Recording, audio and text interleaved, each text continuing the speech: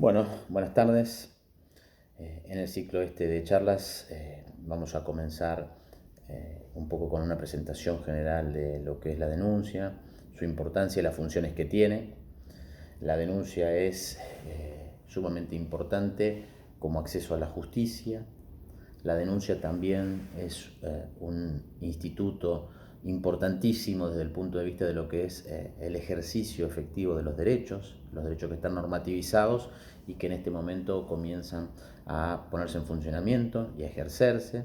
Y también es muy importante desde la perspectiva de información que debe obtener el fiscal como para verificar si inicia o no inicia una investigación penal y si la inicia toda la información que debe obtener.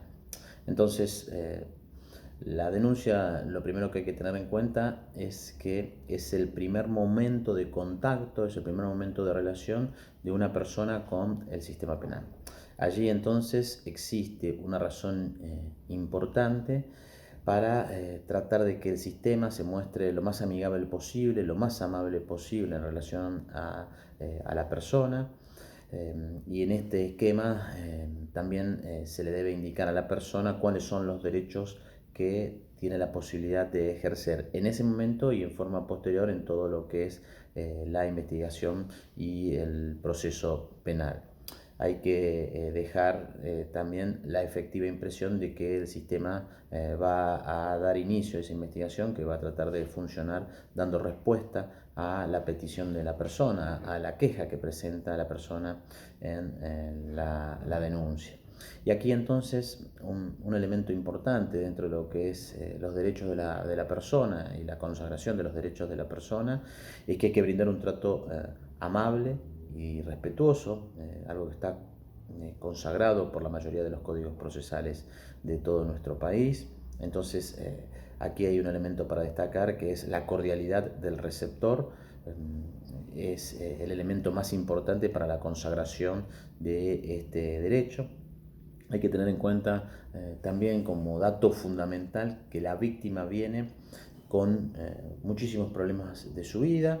La víctima viene además con la carga de que fue víctima de un delito y viene a presentar todo esto al sistema penal, que también o no lo conoce o tiene también los temores propios de contactarse con el sistema. Entonces es muy importante para consagrar el trato digno y respetuoso, no revictimizar a la persona. Aquí el dato relevante también es observar desde el hecho que nos relata de inicio qué tipo de delito ha vivenciado para también procurar la minimización de las molestias. Esto implica darle el tiempo y la atención necesaria que la persona merece en la denuncia, escucharla. Escucharla es muy importante, es el primer espacio que se le abre y entonces hay que generar una empatía porque además se le va a extraer información que la víctima viene a brindar y que el operador judicial o en este caso policial desde el Centro Territorial de Denuncia o también desde las fiscalías tiene que tratar de traer la mayor cantidad de información posible. Lo que es relevante para la investigación es aquí un dato inicial que debe obtenerse. También hay que tener en cuenta de que es muy importante y relevante evitar la posibilidad de convocatorias posteriores. Entonces, en la medida que se extraiga mayor cantidad de información, se va a neutralizar la posibilidad de que la víctima tenga que repetir otras convocatorias. Además, este quizás pueda ser el momento que la víctima tenga el recuerdo más presente de muchísimos datos, por eso es muy importante la extracción de máxima información. En este sentido, y como otro punto relevante, es la verificación del operador de la existencia de temas urgentes para atender que ameriten la inmediata intervención de algún superior, por ejemplo, y esto es fundamental, porque también hace la consagración de derechos, en este caso también un derecho legal establecido en los códigos, pero también derechos convencionales establecidos en la Convención Americana y en el Pacto Interamericano, como es el derecho a protección. desarticulando potencialmente la posibilidad de ataques, represalias, amenazas o intimidaciones que pueda estar sufriendo la víctima, es decir, que puedan estar ocurriendo, que hayan ocurrido ya como consecuencia del hecho y que generen un nuevo delito, o que sean próximos a ocurrir por la cercanía que puede tener la víctima con el agresor o con los agresores, con el agresor o también con su familia. También potencialmente para atrapar a los autores. Entonces es importante, sumamente importante, que si surgen del relato que se va vivenciando situaciones que ameriten la protección, se comunique inmediatamente al superior jerárquico para que éste se contacte con el fiscal. La denuncia es el primer acto de apertura del sistema, es el primer acto de consagración de lo que llamamos acceso a la justicia de la víctima. Este también es un derecho consagrado convencionalmente y que debe garantizarse a cada momento, pero fundamentalmente en este momento inicial, en la toma de la denuncia, que es un poco el punto de inicio sobre el cual nosotros venimos trabajando. La denuncia entonces es el punto de partida para generar el acceso a la justicia a las víctimas. Y es muy importante desde la valoración de la persona a la persona fundamentalmente, y para hacer efectivos los derechos. Este es uno de los momentos para consagrar la efectividad de los derechos de la víctima, pero además teniendo en cuenta que es el primer contacto que la persona tiene con el sistema penal, es muy valioso para la proyección y para la valoración del caso. Esto también es muy importante desde el punto de vista de la información que extraiga el operador, porque va a generar muchísimo en relación a la proyección del caso, muchísimo en relación a la proyección de la oficina que inicialmente vaya al caso, muchísimo en relación a cuál es el tipo de respuesta que se va a proyectar para el caso, y eso también puede ameritar la mayor o menor relevancia que se le asigne a la denuncia en el trámite interno de la asignación. Entonces, muy relevante, es sumamente importante que se extraiga información en calidad y en cantidad, con la mayor cantidad de detalles posibles, que permita al receptor tener claro los hechos, pero que también permita al operador que posteriormente reciba la denuncia, teniendo en cuenta que las denuncias se reciben en sedes que no son, en su mayoría no son la fiscalía, y luego va a ser leída por personal de la fiscalía. Entonces, para que el segundo receptor de la denuncia tenga un cabal conocimiento de cómo ocurrieron los hechos. Quizás aquí hay que remarcar que datos que aparezcan como insignificantes pueden tener una relevancia posterior, y que si no se consignan en el acta, quizás se pierdan en el tiempo, y que si fueran revelados en este momento serían de suma utilidad. Entonces esto también es muy importante. Los datos insignificantes o que parezcan insignificantes para el operador deben ser consignados en la denuncia. La IPP va a comenzar con este acto procesal, y la escasez de datos puede hacer a una resolución del caso que sea desacertada, porque no tiene la importancia que efectivamente se le da. Entonces es muy importante desde el punto de vista del sistema atender efectivamente a esta situación propia de la denuncia.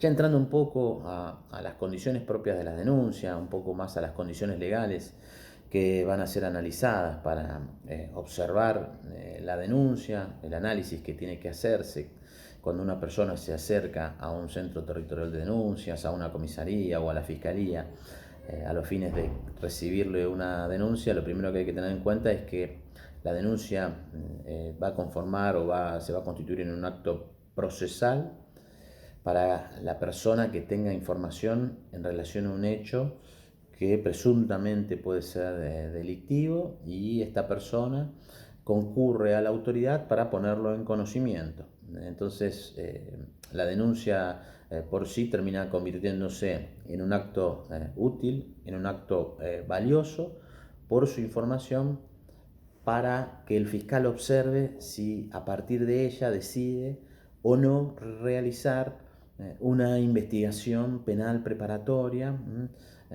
y que porque de ella surgen datos con apariencia delictiva que merecen ser constatados.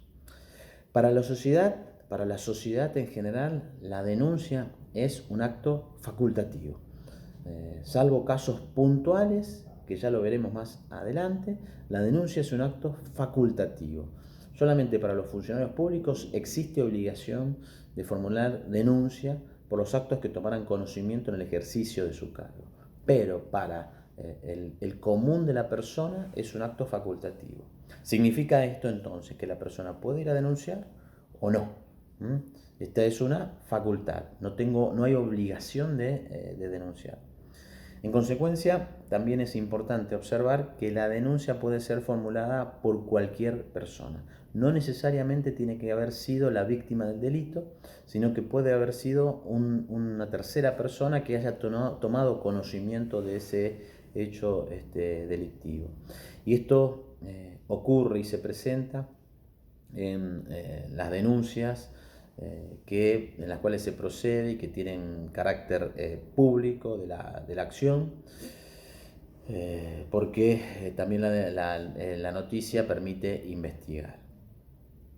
En cambio, aquellas denuncias que son calificadas como dependientes de instancia privada, recordando que esto surge los delitos surgen del artículo 72 del Código Penal, las lesiones leves, algunos delitos contra la integridad sexual. En este caso, solamente podrá denunciar conforme el artículo 72 del Código Penal la persona que tiene capacidad de ejercer instancia.